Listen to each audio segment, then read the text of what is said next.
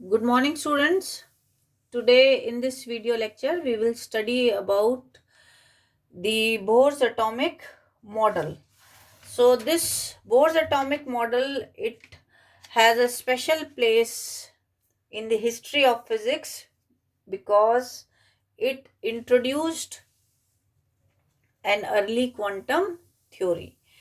So in 1913, Niels Bohr, he gave the atomic model, and this model he in his model he tried to overcome the drawbacks of the Rutherford atomic model. So the main drawbacks of Rutherford were it could not explain the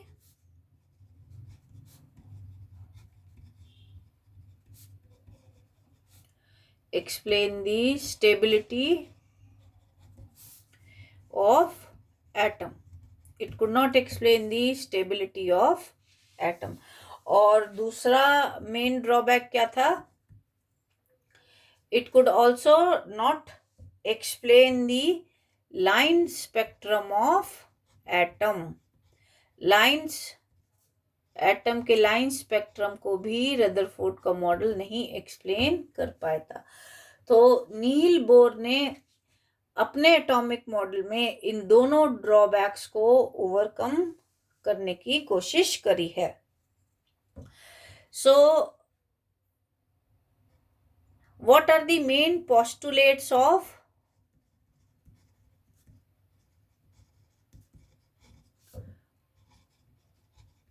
bourse theory? तो Bohr's theory के main postulates क्या थे, ये आपने अपनी 12th class में भी पढ़े हुए हैं. बोर ने कहा था कि एटम के सेंटर में जो है न्यूक्लियस है. Nucleus is placed at the centre of the atom. And what was the second postulate? Then he said electrons are revolving around the nucleus in certain fixed circular orbits. Electrons जो हैं nucleus के चारों तरफ fixed circular orbit में revolve कर रहे हैं. They are revolving in fixed circular orbits around the nucleus. And the main thing is these circular orbits, they are having fixed energy and they are revolving with your fixed velocity. इस circular orbit में revolve करते हुए electron की जो energy है वो भी fixed है और उसकी जो वेलोसिटी है दैट इज आल्सो फिक्स्ड. तो इसी वजह से इन ऑर्बिट्स को we also call them as stationary orbits. So these are also known as your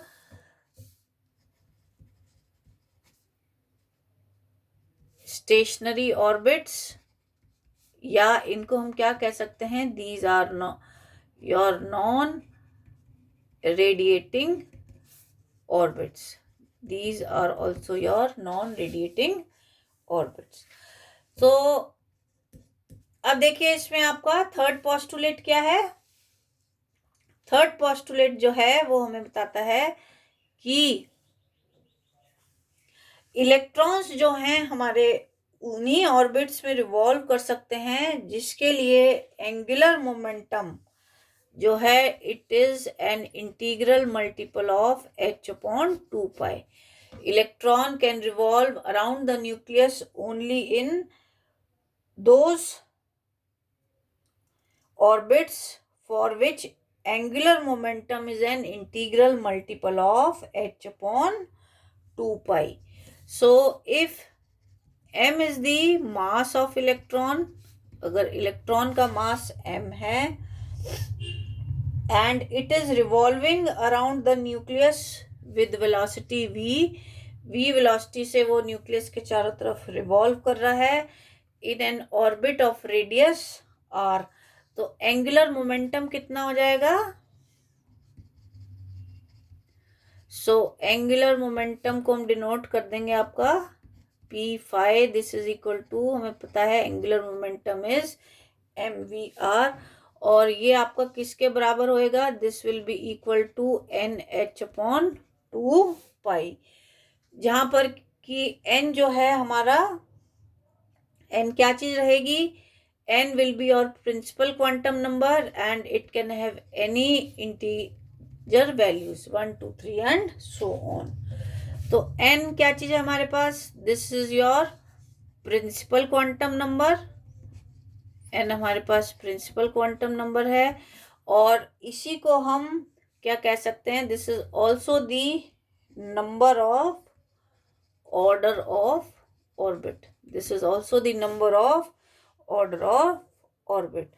और इस थर्ड पोस्टुलेट को, जिसमें हमने इलेक्ट्रॉन के एंगुलर मोमेंटम के बारे में बताया है, this is also known as the Bohr's quantum, this is also known as the Bohr's quantum condition. इसको हम बोर्स क्वांटम कंडीशन भी कहते हैं.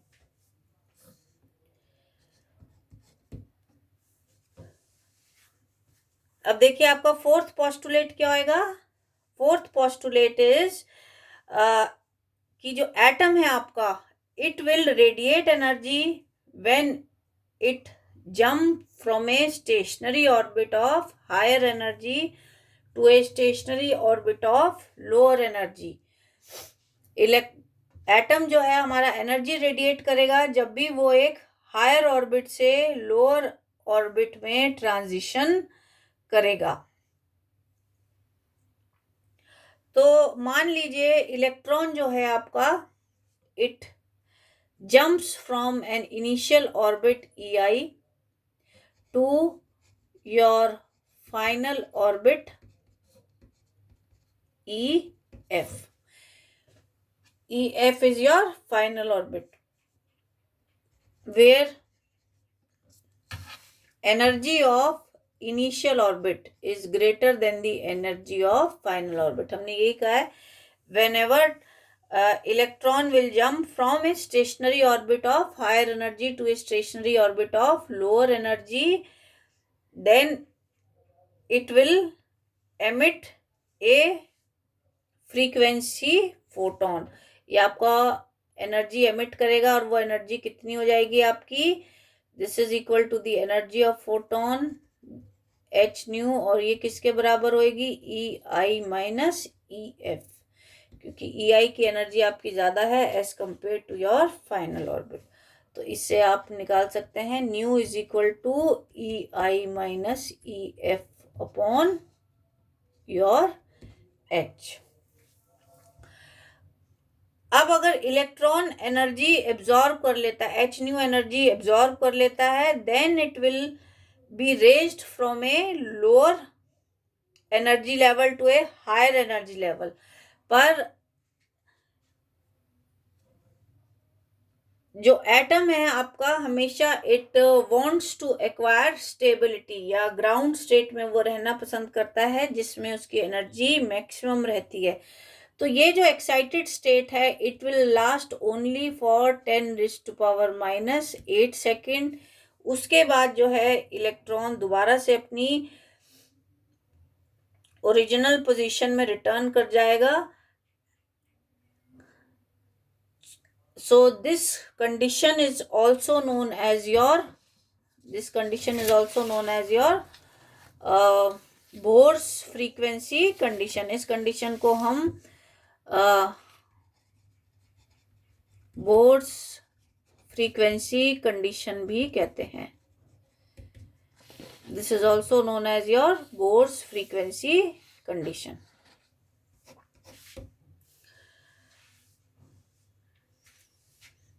अब आ जाइए आप फिफ्थ पोस्टुलेट पे. बोर्स का आपका फिफ्थ पोस्टुलेट क्या कहता है,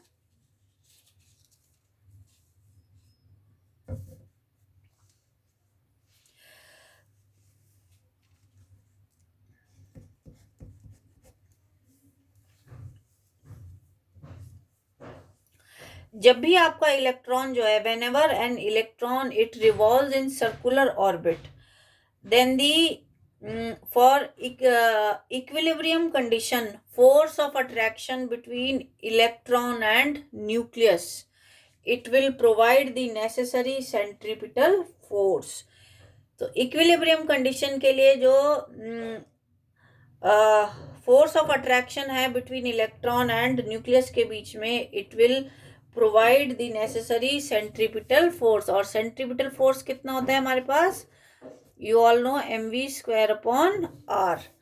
तो ये किसके बराबर हो जाएगा, this is equal to 1/4πε0 ZE into E upon r², where E जो है this is your electronic charge, और जो ZE है this is the charge on nucleus. It is the charge on nucleus. So these were the main 5 postulates of Bohr's theory. Now we will calculate the radius of Bohr's orbit, या nth orbit के लिए हम radius को calculate करेंगे. Radius of nth orbit.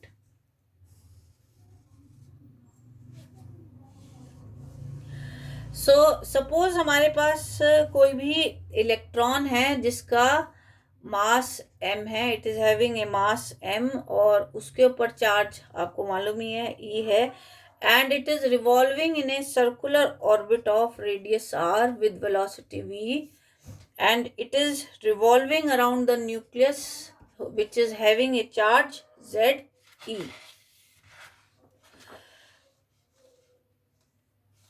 तो अब आप देखिए, according to the Bohr's postulate of angular momentum, हमने क्या निकाला था, हमने निकाला था आपका mvr is equal to NH/2π, या हम लिख सकते हैं, और v is equal to NH/2πm into r.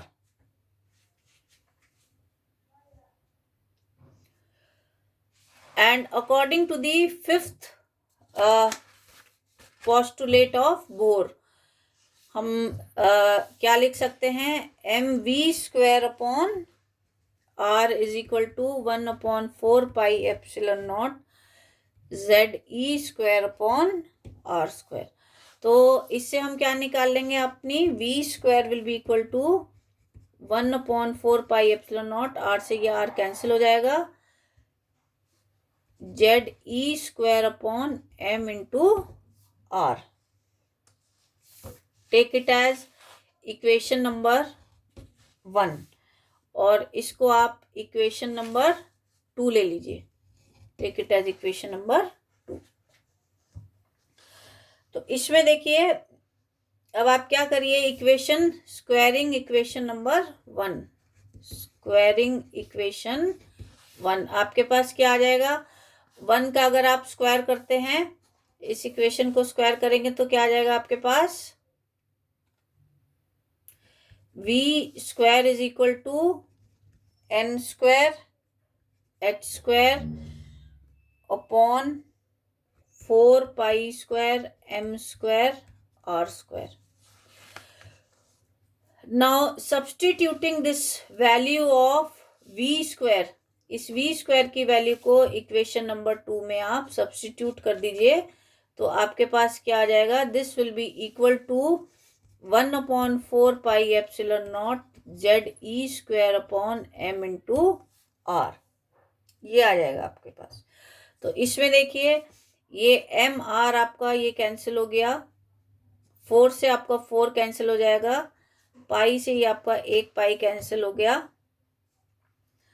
तो आप क्या लिख सकते हैं, r कितना आ जाएगा आपके पास, r will be equal to,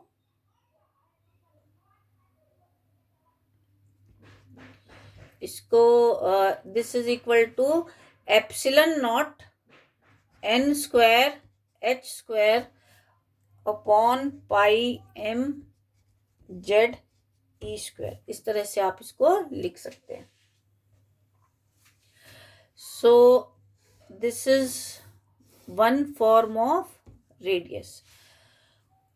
और इसी से अगर आप ये कटिंग नहीं करते हैं तो आपके पास r की कितनी वैल्यू आ जाएगी. You can also write it down as r is equal to 4 pi epsilon naught n square h square.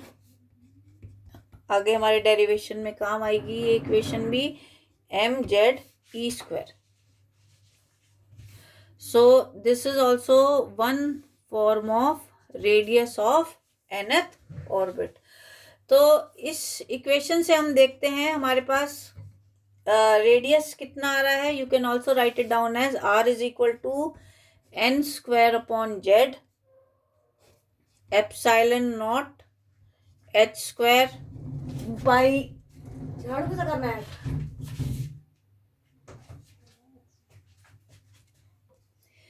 Pi m into e square. तो इसमें देखिए आप r कितना आ गया आपके पास. r this is directly proportional to n square and r is inversely proportional to the atomic number of the nucleus. तो इस इक्वेशन से आप देखते हैं कि जो रेडियस है स्टेशनरी ऑर्बिट्स के, they are in the ratio of 1 square 2 square 3 square. इस तरह से ये वेरी करेंगे, यानी कि in the form 1:4:9 and so on. इस तरह से ये आपके वेरी करेंगे. अब अगर हमने इसमें रेडियस निकालना है हाइड्रोजन एटम का फॉर फर्स्ट ऑर्बिट, तो देखिए कैसे निकलेगा.